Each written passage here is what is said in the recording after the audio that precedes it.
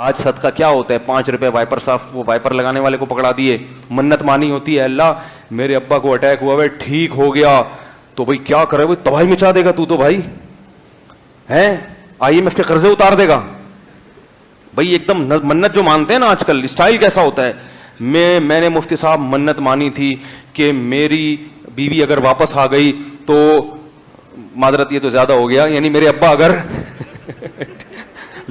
اگر ٹھیک ہو گئے تو میں، جب وہ میں کہتے نا میں سمجھتا ہوں یہ IMF کا قرضہ اتار دے گا بھائی، بڑی جوش میں آیا ہوا آج، تو میں 5,000 روپے صدقہ کروں گا.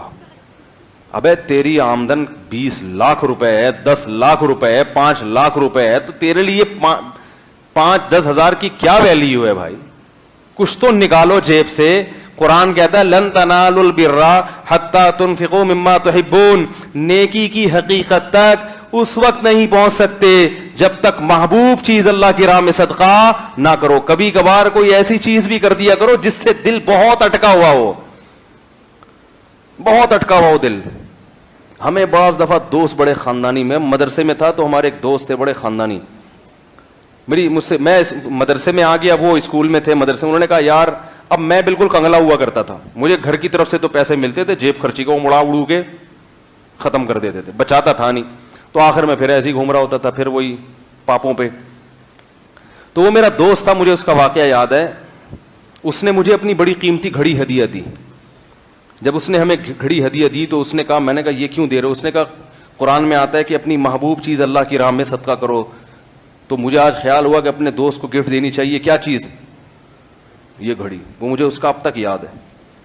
اور پھر میں نے بھی وہ گھڑی الحمدللہ کسی کو معذرت کے ساتھ، مجھے ایسے یاد پڑتا ہے، دے دی. اللہ کرے دی ہی ہو تاکہ جھوٹ نہ ہو جائے. صحیح ہے. تو کبھی کبھار کیا کرنا چاہیے؟ اپنی محبوب چیز صدقہ کرنی چاہیے. ہدیہ بھی کر سکتے ہیں بھائی کو، سب سے پہلے تو بھائی بہن ہے جن کو ہدیہ کرنا چاہیے.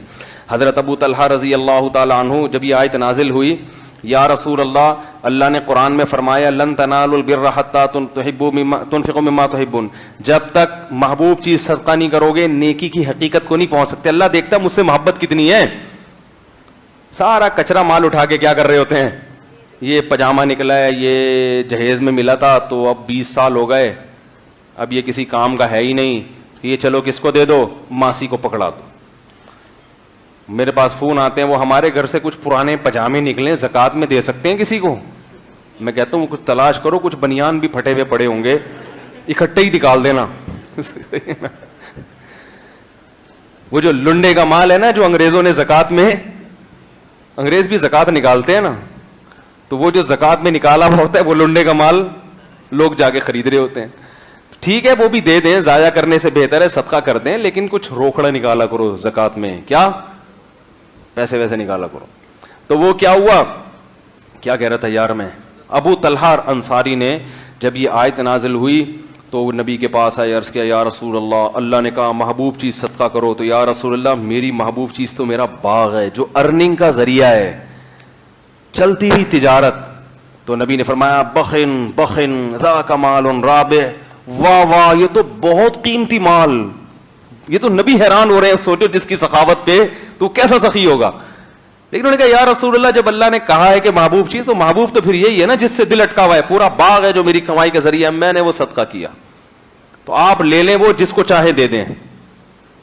تو نبی نے فرمایا مجھے مت دو، تمہارے چچا کے بیٹے جو غریب ہیں نا، ان کے پاس کمائی کا ذریعہ، حدیث کا مفہوم بیان کر رہا ہوں اپنے الفاظ میں، تو ان کو کیا کر دو، گفٹ کر دو.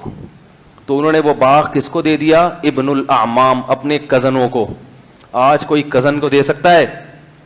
بلکہ اس کی دکان پہ بیٹھ کے اس کا خون چوس کے اس کا شٹر بند کروایا اور اس کے کاروبار پہ بھی قبضہ. میرے پاس ایسے لوگ ہیں، چچا نے بھتیجے کے کاروبار پہ قبضہ کر لیا، بھتیجے نے ماموں کو سائڈ پہ لگا دیا، خالہ نے پھپھی کو کھڈے لین لگا دیا.